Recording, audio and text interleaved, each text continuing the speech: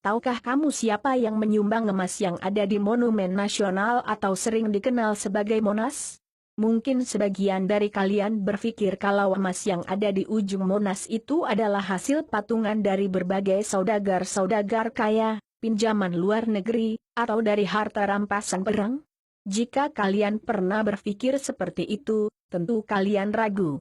Memang, emas yang ada di atas Monumen Nasional itu adalah hasil dari sumbangan dari berbagai saudagar kaya yang ada di Indonesia pada saat itu.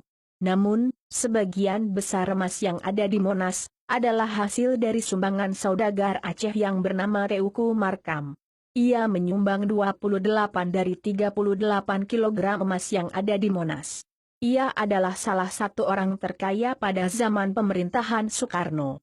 Sebenarnya masih banyak sumbangsih yang Teuku Markam persembahkan untuk negeri kita tercinta ini.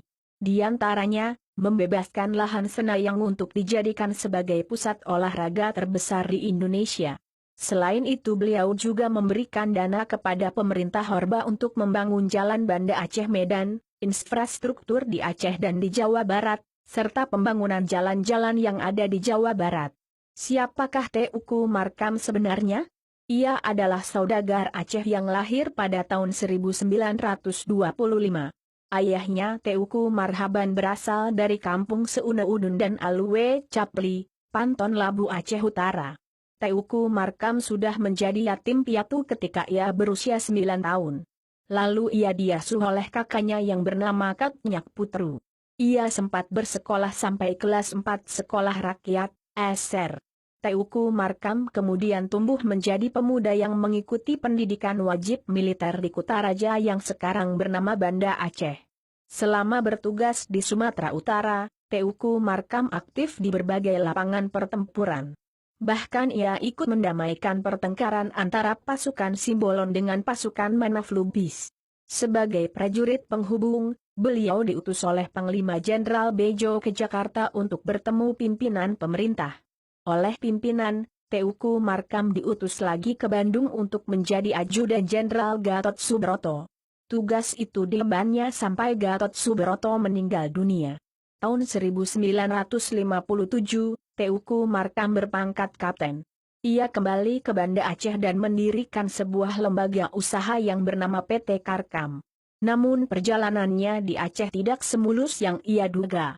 Di sana ia sempat bentrok dengan Teuku Hamzah, Panglima Kodam Iskandar Muda, karena disiriki oleh orang lain. Akibatnya beliau ditahan dan baru keluar tahun 1958. Pertentangan Teuku Markam dengan Teuku Hamzah kemudian berhasil didamaikan.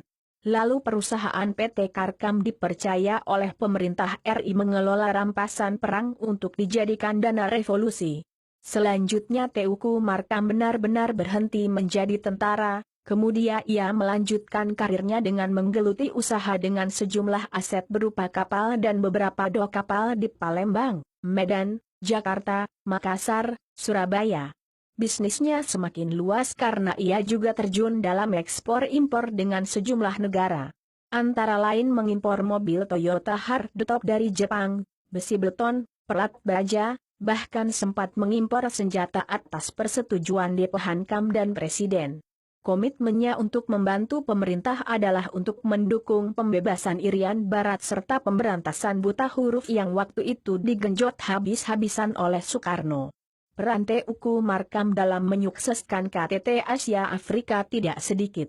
Beliau termasuk salah satu konglomerat Indonesia yang dikenal dekat dengan pemerintahan Soekarno dan sejumlah pejabat lain. Berkat bantuan para konglomerat itulah KTT Asia Afrika berhasil memerdekakan negara-negara yang ada di Asia dan Afrika. Namun sejarah kemudian berbalik. Peran dan sumbangan Teuku Markam dalam membangun perekonomian Indonesia seakan menjadi tak ada artinya di mata pemerintahan Soeharto. Dengan sepihak ia difitnah sebagai LPKI dan dituding sebagai koruptor dan Soekarnoisme. Akibat tuduhan itu ia dipenjarakan pada tahun 1966. Ia dijebloskan ke dalam sel tanpa ada proses pengadilan. Pertama-tama ia dimasukkan ke tahanan Budi Utomo, lalu dipindahkan ke Guntur, selanjutnya berpindah ke penjara Salemba di Jalan Percetakan Negara.